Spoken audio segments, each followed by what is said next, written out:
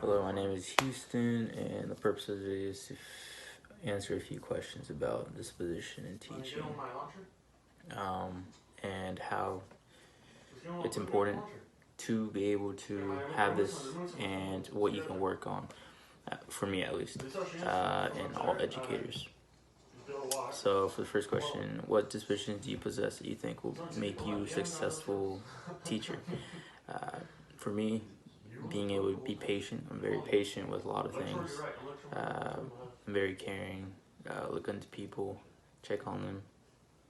And then, like, for example, if a kid ever wants, or a student ever wants to create a club, they always have someone like me. You know, you always need a sponsor for their club, so I could always go into that so that I can support their idea,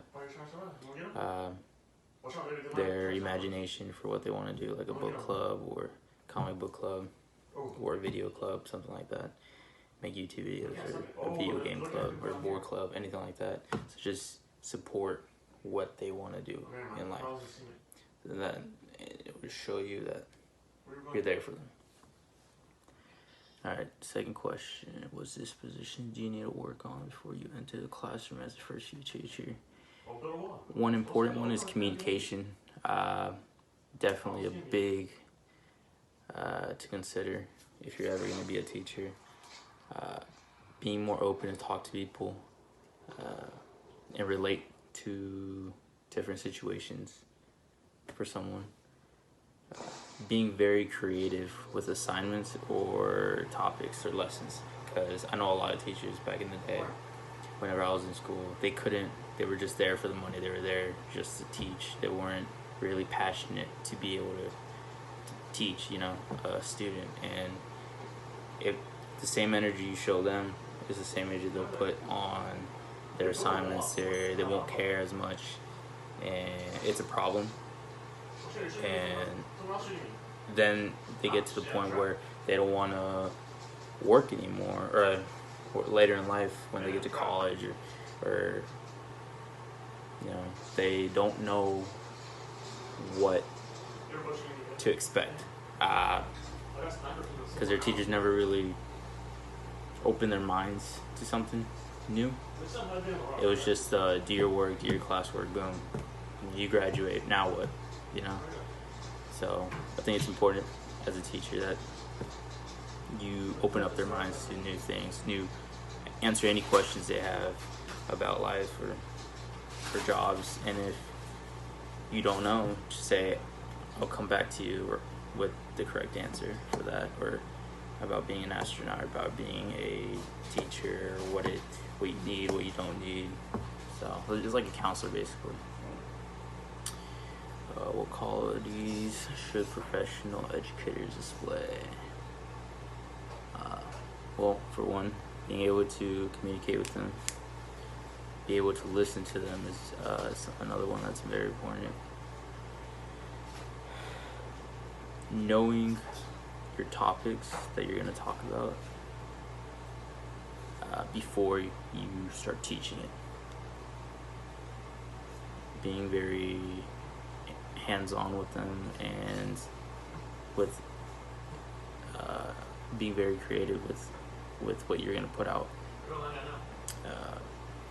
and having a strong work ethic. So if I'm going to be doing a paper, like for example, if I put an assignment out, I should be able to do it and then share it with them. That way they can know and say, whoa, hey, he did it, so I should be able to do it, you know? And we can both talk about what I got, what he got, or what she got, not what I got.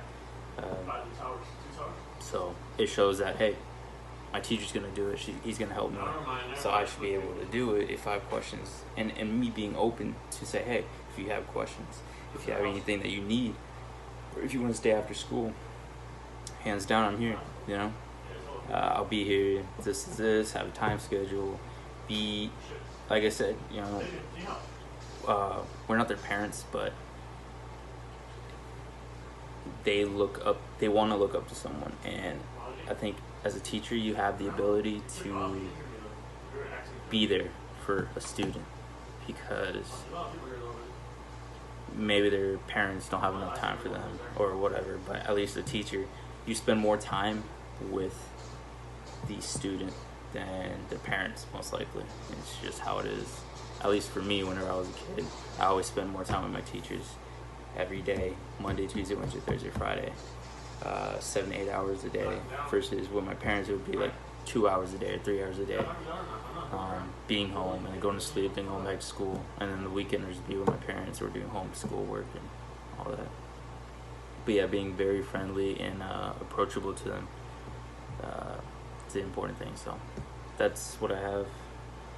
I know there's a lot I didn't cover, and definitely will work on being more creative and more, how do I say this, knowledgeable about my lessons and topics, and not just be a repetitive person, just it's just boring, and you know, people just want to fall asleep, and getting the students to get towards it, I guess, in a way. So yeah, that's what I have. Thanks for watching, and yeah.